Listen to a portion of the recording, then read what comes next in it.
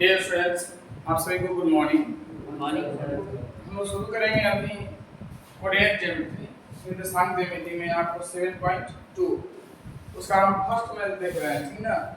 First math में है कि उस बिंदु का निर्देशांक ज्ञात करना है जो बिंदु दो बिंदु दिए हुए हैं -1 7 और 4 -3 को मिलाने वाले रेखाखंड को 2:3 के अनुपात में व्यक्त करता है।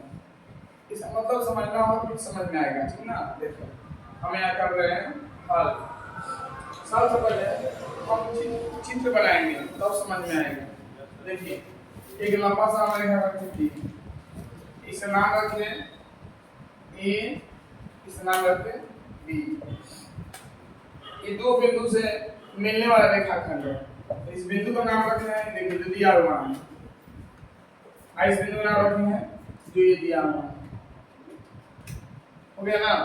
तो प्रश्न है कि उस बिंदु का निर्देशांक ज्ञात करिए जो इस बिंदु और इस बिंदु को मिलाने वाले रेखाखंड को 2:3 में बांटती है, ठीक है। तो मान लीजिए एगो बीच में कोई बिंदु मान लीजिए, बिंदु सी, ठीक है। तो एक का निर्देशांक ऐसे ही होता है x और y। ये x का मान होता है, यहाँ वाला y का मान होता है ना। तो यही प्रश्न बोल रहा है कि इस दोनों बिंदु से जो रेखाखंड बन रहा है उस रेखाखंड को 2:3 में ये सी काट रही है। तो बताइए कि सी का निर्देशांक क्या है। यही ना प्रश्न पूछा। देखिए उस बिंदु का निर्देशांक बताना है जो इस रेखाखंड को 2:3 में बांट रही है। यही ना प्रश्न है, बोलिए।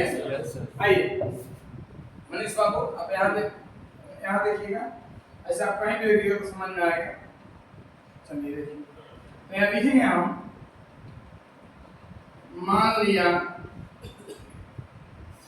बिंदु सी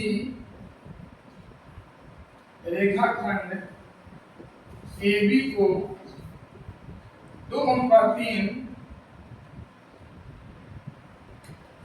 के अनुपात में विभाजित करती है या बांटती है, ठीक।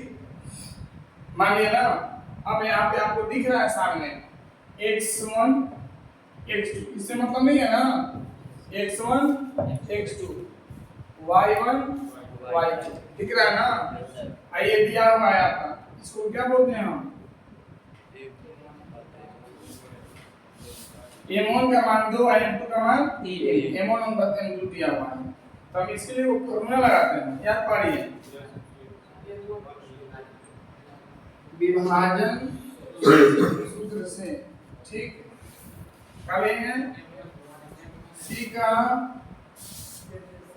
निर्देशांक, ठीक है। देखिए सूत्र mx m1 प्लस m2, ये कॉमा दे देते हैं, my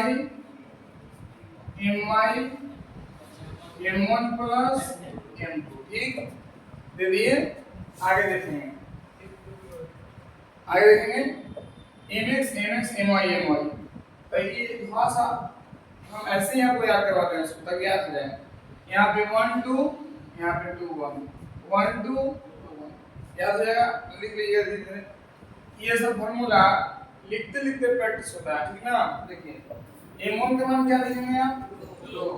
x2 का मान क्या लिखेंगे, देखिए x1 x2 बोलिए 4 प्लस m2 का मान 3, x1 का मान -1 बटा में m1 प्लस m2 में 2 प्लस 3, ठीक है। कॉमा पूरा x का मान होता है, उधर y का मान m1 2 गुना y1 y2 नहीं होता है जी, क्या है -3 प्लस 3 गुना 3m y2 हो गया m2 और y1 7 अब बटा में 2 प्लस 3 हो गया।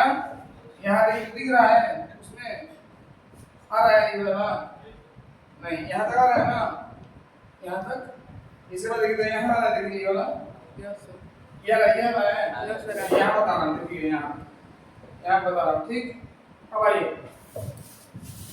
क्या निकलना है, सी का निर्देशांक निकलना है हम लोगों को, बोले 4 गुना 8 आई माइनस है इसको माइनस बना देगा 3 है कम 3 अब बटा में 5 ठीक कॉमा 3 दूनी 6 माइनस 6 हो गया अब प्लस 7 लिखे 21 अब बटा में 5 फिर देखिए 8 में 3 गया 8 बाई 5 भाई 15 बाई 5 21 में 6 आया पर फिर देखिए